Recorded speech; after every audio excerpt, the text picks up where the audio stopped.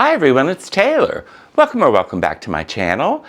I'm a retired American living in Malaysia and I like to share my life and travels with you. Well, recently, a new friend of mine, Brian, who I met through my channel, took me on a tour of a night market in KL. I had never been to one and I thought it was interesting. Maybe not my cup of tea, but interesting nonetheless. Sound interesting? Stay tuned.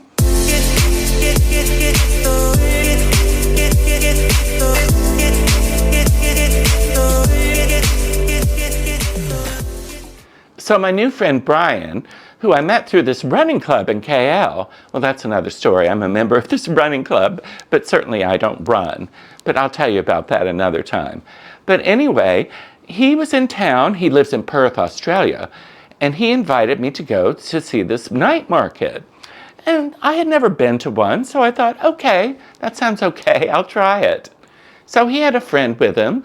They were in town for a half marathon. Certainly nothing I did, but they had done it the day before, so they wanted to do something not so strenuous. Well, I still found the night market fairly strenuous for me, a little bit too much walking and standing for long periods of time. But it was still fascinating. Now, I'm going to show you a lot of pictures that I took and that Brian took too. He passed them on to me, which was really sweet. First of all, I picked them up at their hotel in my new car and drove them to Pedling Jaya, or PJ as they call it here in KL. And this was pretty far. It took about 40 minutes to get there, I think, but it was rush hour, so that's why mostly. It only took about 20 minutes to get back. But I didn't know this, but this is a traveling night market, and it goes to several different places every day of the week. I'm not sure every day of the week, but it does move every day, or I don't know, several times a week. I don't know what I'm trying to say. It's just not there at this location every night. Let's put it that way. But we got there and I lucked out on a parking space. Let me tell you, it was such a good spot. And then we went to a restaurant to eat first, rather than just eating at the night market, which was much appreciated by me, because I'm a little dicey about some of the street food. Now, don't get me wrong, I eat plenty of street food.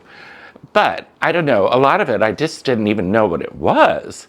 And, I don't know, Brian and his friend got me to try a few different things, but I'll get into that later.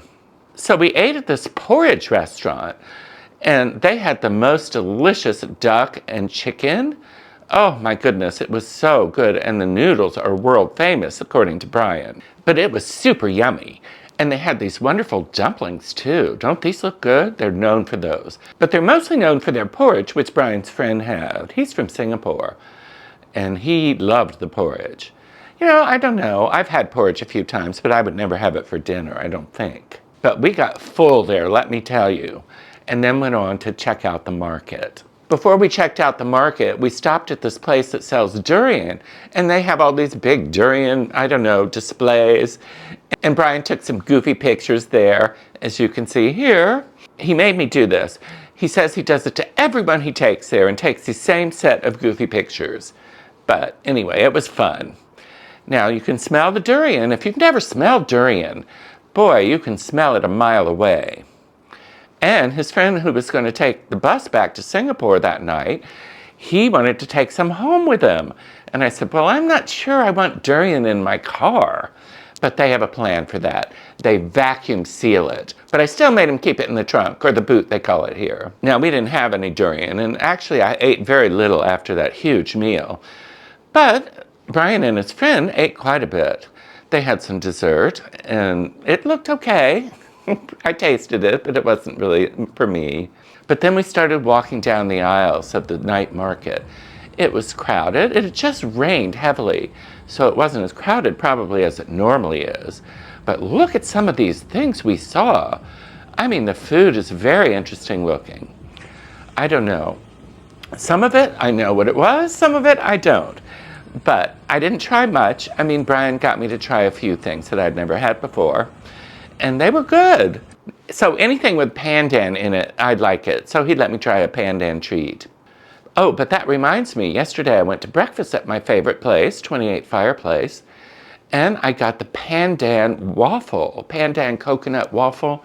Oh my gosh, it was delicious. I'm definitely getting that again next time I go. But anyway, take a look at some of these things they had there. Pretty interesting.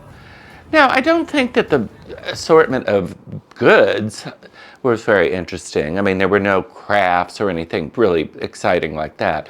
It's mostly a food market, I can tell you that. And you can get things to take home too. There's plenty of that. But there's a few electronic shops and stuff, and I think Brian bought some sort of special cord for his phone. And then we saw this one place that had these two cute dogs. Can you believe how cute they are? My goodness, I thought they were fake. I thought they were some little dog robots or something, but they were real dogs and they were just cute as a button. Now this market was, aimed towards Chinese people because there was nothing really halal there. There was a lot of pork, things like that, as you can see here. Look at those big pork things in this vat. I don't know what they are. Pork, I don't know. They're just giant pieces of pork. But I love pork, so that wasn't a problem for me. But I wonder, maybe some of my viewers can tell me if they have special night markets that are, more for Malays, more for the halal group. I bet there are.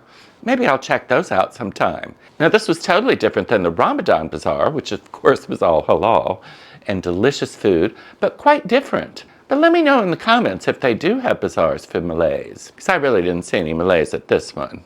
But here's some more footage of some of the things that we saw.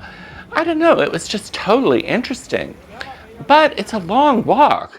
I think I walked 5,000 steps that night. That's a lot for me.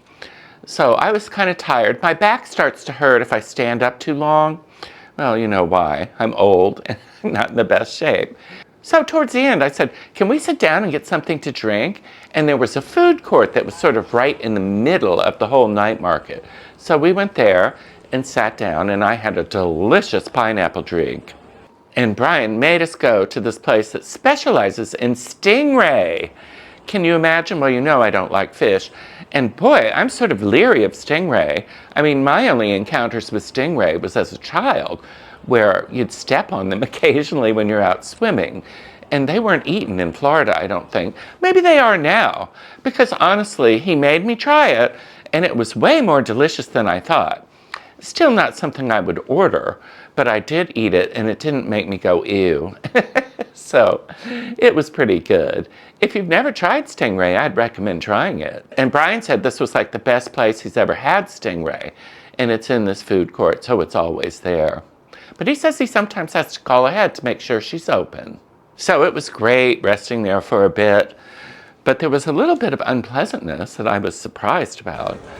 I don't know, something about this old woman who steals things or something, I don't know. But there was some little altercation going on near us. I got a little bit of it on video. It was kind of scary and unpleasant, but nothing really bad happened. I never could figure out what was going on, but apparently this old woman is there trying to scam people all the time. That's the gist of it, I think. But that certainly didn't spoil our evening.